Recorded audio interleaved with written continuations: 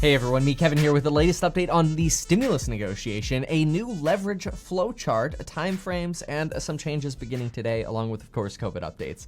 First, Friday's unemployment report was a banger for the country. Even though when I reported this Friday morning, I talked about some concerning devils in sort of the details of the report, multiple reports are in that every day, Democrats wait to agree on a smaller bill. Their ability to negotiate gets smaller and smaller and smaller, mostly because of headlines like unemployment now being at 8.4%, which many economists did not expect to happen until at least the end of the year or beginning of next year.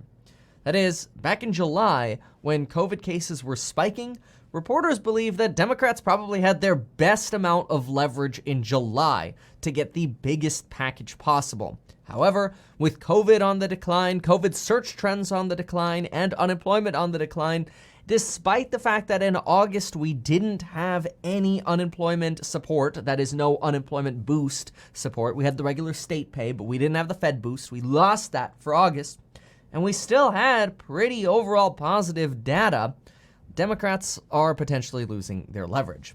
Now, I'm going to pull up a flowchart to make sense of this. We'll make that really easy. It's a pretty cool one. I added a little bit more color to it this time as well. By the way, while I pull this up, I just do want to mention that you could use the special Labor Day coupon code for, well, today it's Labor Day, for the YouTube Make Money From Home course, the real estate course, the stocks and money course, and the other ones linked down below. But for now, let's go over to the flowchart. So I broke the flowchart into Republican leverage and Democrat leverage. Here's the thing. Republicans are up top here in red. The 8.4% unemployment, great for Republicans. COVID on decline, great for Republicans in getting a smaller bill done. Remember, Democrats wanted food aid, and Donald Trump came in and made food aid happen through the rest of the year. So if you're 18 or younger, or you have an 18 or younger child, go to the description down below. All the way at the bottom, you'll see a phone number, a map link, and a text message, a phone number where you can make sure you take advantage of the free food that's available for the rest of the year. Evictions banned through the rest of the year. Again, something Democrats wanted. Republicans made it happen. These were through Donald Trump's executive orders and the CDC's memoranda. The student loan deferrals, those were done for the rest of the year. Liability protections, we're expecting this to happen almost without a doubt in the next bill. The $1,200 stimulus checks, we're expecting both sides to make this happen, ideally, of course, within this next month. Where there are some differences remaining right now are on the amount of money for schools. We originally had an agreement of $105 billion. However, Democrats are now seeking more money, which is putting us a little bit further apart between Democrats and Republicans.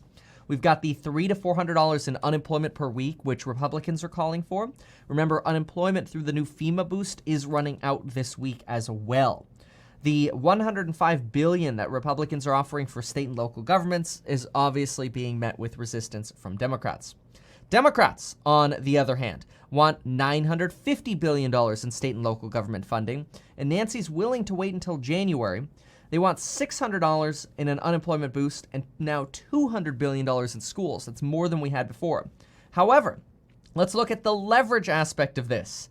Of the things that both sides agree on, we already see that Donald Trump and Republicans are pushing through a lot of things. They got the check mark on food aid, eviction, student loan forbearance, and we're expecting liability protections and good news on stimulus checks very soon.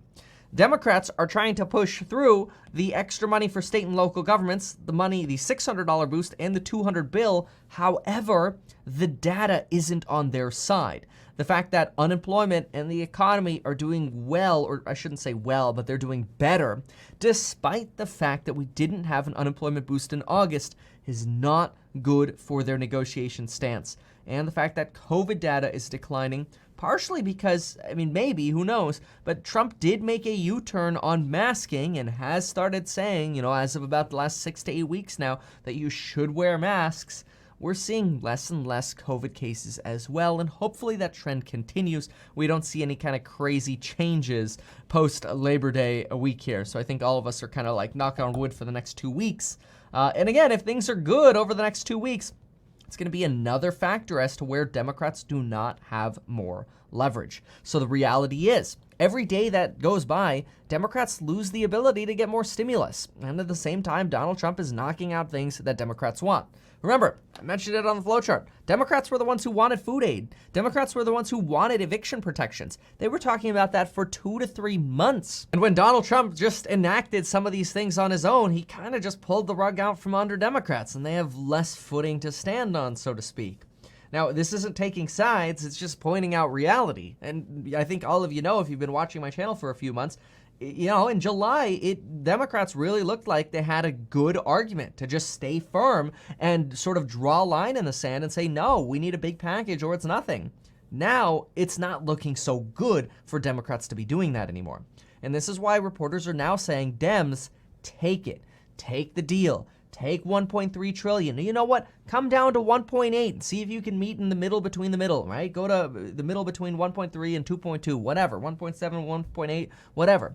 But holding firm at this point isn't going to work because the longer everyone waits, the more Republicans are going to point to the data and say that things are getting better despite the fact that Democrats aren't acting. Now, some people say, and understandably so, that the data is rigged, but at this point, I think most of us can agree a deal would be better than no deal at this point. After all, state and local governments do still have the ability to borrow from the Federal Reserve. But most state and local governments aren't borrowing from the Federal Reserve because they're waiting for a potential stimulus package to bail them out.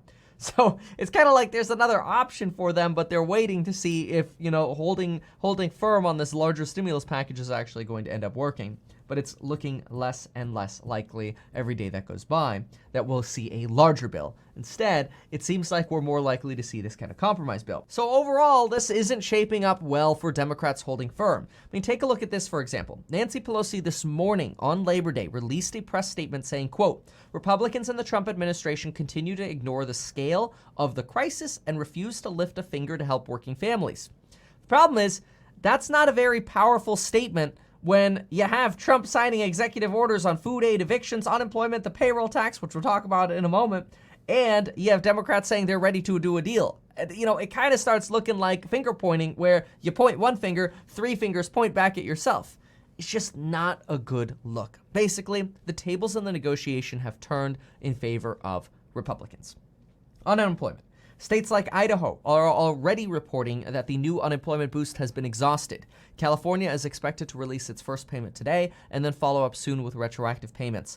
Texas, Arizona, and Missouri have already released 5 weeks worth of pay, and that may end up being the maximum available. On the payroll tax cut begins today. Many reporters suggest it's very important that every employer take the payroll tax cut of 6.2% for all employees making less than $104,000. And then either give the money to the employees or put the money into a trust account or an escrow account until the actual payroll tax deferral is completely forgiven. That way, if the money is forgiven, the money can be released to the employees. If not, then the money goes back to the IRS automatically.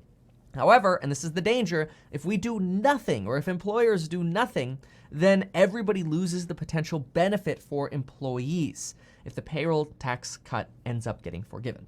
So remember, if you use the tax cut, you have about a 50% chance of keeping the money. So you may as well save the money, put it into some account somewhere, and if it doesn't get forgiven, pay it back to the government. If it does get forgiven, you keep it. But the problem is, if you don't keep the money, you definitely don't get it. So keep that in mind and tell your boss, make sure you withdraw the payroll money so that I can get a future payroll stimulus check in the future if they end up forgiving it. Again, use it or lose it.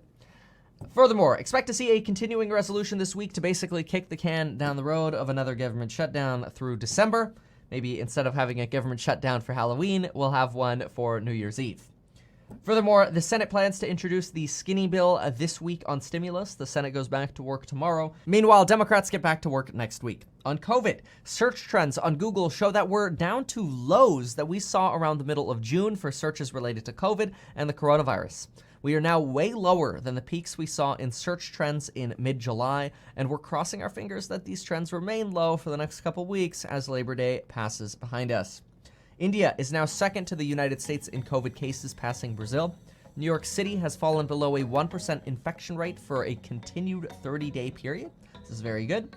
And California is in a state of emergency due to fires again, especially after someone held a gender reveal party with pyrotechnics that are now being blamed for starting one of the fires. Yes, when your state is bone dry, it's probably not a good idea to play with fire. This is your update for today. Check out the programs that link down below and the Labor Day coupon, and folks, we'll see you later.